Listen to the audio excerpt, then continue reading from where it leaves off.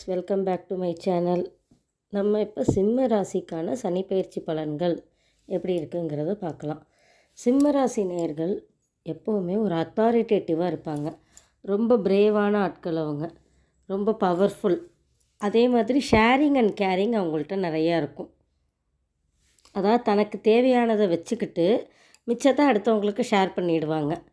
பெருசு சேமிப்புங்கிறத விட ஓகே அவங்க கஷ்டப்படுறாங்கன்னா அவங்களுக்கு கொடுத்துருவோம், அதாவது அடுத்த வேலைக்கு என்னங்கிறத பெருசாக தேட மாட்டாங்க.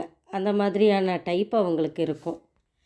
அதே மாதிரி காம்ப்ரமைஸ் ஆகிக்க மாட்டாங்க. ஒரு விஷயம் நியாயம்னா நியாயம், அநியாயம்னா அநியாயம்தான். எதுக்காகவும் அவங்க ஸ்டாண்ட்லேயே தான் அவங்க காம்ப்ரமைஸ் ஆக மாட்டாங்க. அதே மாதிரி ரொம்ப ஹானஸ்ட், வாக்காக இருக்கட்டும் செயல்களாக இருக்கட்டும் ஹானஸ்ட்டாக இருப்பாங்க. ரொம்ப அடமெண்ட், பிடிவாதம், எனக்கு அது வேணும்னா வேணும், நியாயமான விஷயங்களை தான் அவங்க கேட்கவும் செய்வாங்க. அந்த நியாயத்துக்காக போராடக்கூடிய தன்மையும் அவங்களுக்கு இருக்கும். அப்படிப்பட்ட சிம்மராசிக்கு சனி பகவான் 8ஆம் இடத்துக்கு வராரு. 8ஆம் இடம்ங்கிறது அஷ்டமஸ்தானம். அஷ்டமஸ்தானத்தில் நிறையா கஷ்டங்கள் அனுபவிக்கணும் அப்படிங்கிற மாதிரி பொதுவான பலனாக இருக்கும். பட் சிம்மராசி மற்ற ராசியை விட இப்போ கடகம்லாம் அஷ்டமத்தில் ரொம்ப கஷ்டப்பட்டிருப்பாங்க. அந்த அளவுக்கெல்லாம் கஷ்டம் சிம்மராசிக்கு இருக்காது. 75% நல்ல பலன்கள் தான் சிம்மராசிக்கு இருக்கும். 8th ஹவுஸில் இருந்து அவர் என்னென்ன ஹவுஸஸை பார்க்குறாரு அப்படின்னா, 2ஆம் வீட்டை பார்ப்பார், 10ஆம் வீட்டை பார்ப்பார், 5ஆம் வீட்டை பார்ப்பார். ஸோ உங்கள் தொழில் ஸ்தானம், குடும்பம், தனம், குடும்பம், வாக்கு, அந்த ஸ்தானம், உங்களுடைய பூர்வ புண்ணிய ஸ்தானம், குழந்தைகள் பற்றி இந்த ஸ்தானங்களை தான் அவர் பார்க்க போகிறாரு. அதனால் இந்த விஷயங்களில் நீங்கள் ரொம்ப ஃபோக்கஸ் பண்ணுற மாதிரி இருக்கும். இப்போ ஆல்ரெடி ஒரு ஒர்க்கில் இருக்கீங்க அப்படின்னாக்கா இந்த ஒர்க்கை இன்னும் கொஞ்சம் நல்லா பண்ணணும். ஃபோக்கஸை ஃபுல் கான்சன்ட்ரேஷன், ஃபுல் ஃபோக்கஸ் கொடுத்து பண்ணும்போது பணம் நல்லா வரும், உங்களுக்கு வருமானத்தை நல்லா வரும்.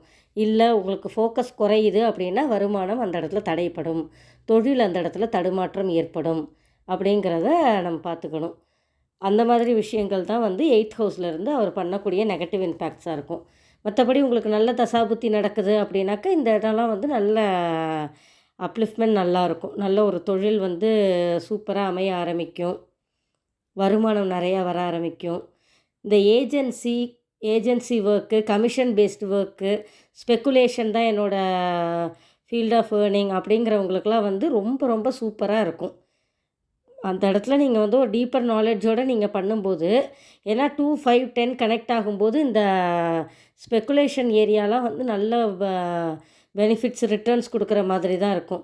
ஸோ நீங்கள் டீப்பர் நாலேஜோடு அதெல்லாம் பண்ணும்போது பெட்டரான ரிட்டர்ன்ஸ் உங்களுக்கு இருக்கும். அதாவது நான் என்ன சொல்கிறேன்னாக்கா, இந்த ஷேர் மார்க்கெட்ஸ் அந்த மாதிரிலாம் பண்ணுறாங்க இல்லையா, அந்த மாதிரி விஷயங்கள்லாம் பண்ணும்போது அதுதான் உங்களோட ஃபீல்டு. நான் ஷேர் ப்ரோக்கிங் பண்ணுறேன், ஸ்டாக் மார்க்கெட்டில் ஒர்க் பண்ணுறேன் அப்படிங்கும்போது அந்த இது அன்பிரடிக்டபிளாக இருந்தாலும், மார்க்கெட் அன்பிரடிக்டபிளாக இருந்தாலும் உங்களுக்கு நீங்கள் சிம்மராசியாக இருக்கும்போது உங்களுக்கு அதற்கான ரிட்டர்ன்ஸ் இருக்கும்.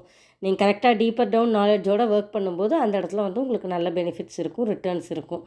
அதே மாதிரி 8th ஹவுஸ் எதெல்லாம் டினோட் பண்ணோன்னாக்க, ஒரு எதிர்பாராத விபத்து, திடீர் அதிர்ஷ்டம், எதிர்பாராத வம்பு வழக்கு, தாம்பத்தியம், குடும்பம், இதெல்லாம் டினோட் பண்ணும்போது இந்தந்த இடத்துல நம்ம கொஞ்சம் அஷ்டமஸ்தானம் அப்படிங்கிறதுனால கொஞ்சம் ஃபோக்கஸ் இருக்கணும். வண்டி வாகனத்துலலாம் போகும்போது ரொம்ப கவனமாக இருங்க.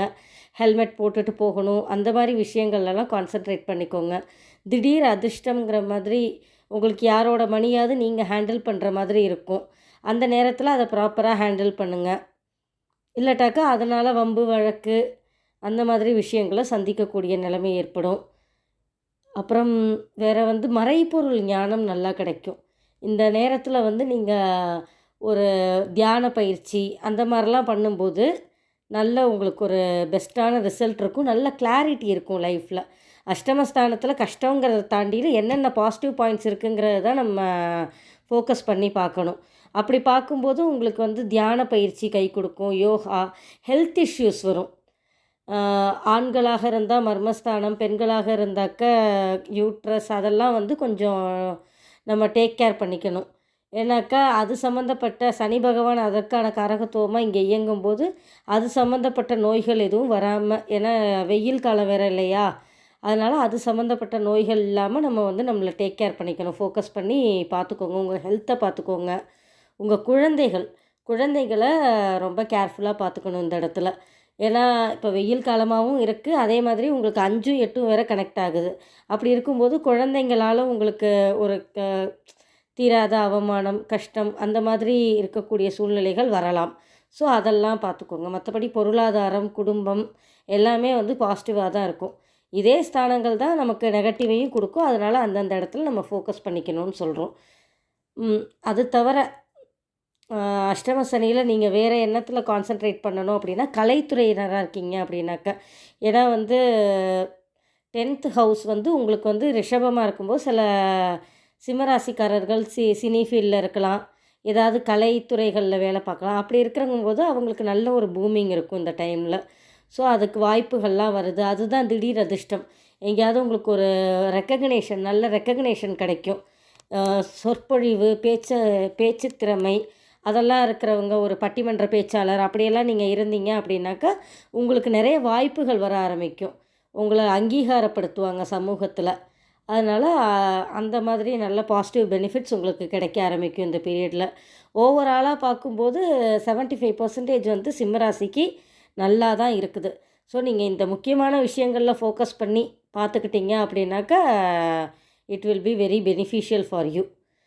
இது தவிர உங்கள் சுய ஜாதகத்தில் தசாபுத்தி நல்லா இயங்கிக்கிட்டு இருக்கு அப்படின்னா, இந்த பூர்வ புண்ணிய அதிர்ஷ்டம், தொழிலோட ஸ்டெபிலிட்டி, வருமானம் எல்லாமே வந்து பர்ஃபெக்டாக பூமிங்காக வரும் உங்களுக்கு.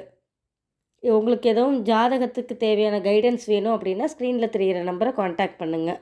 தேங்க்யூ.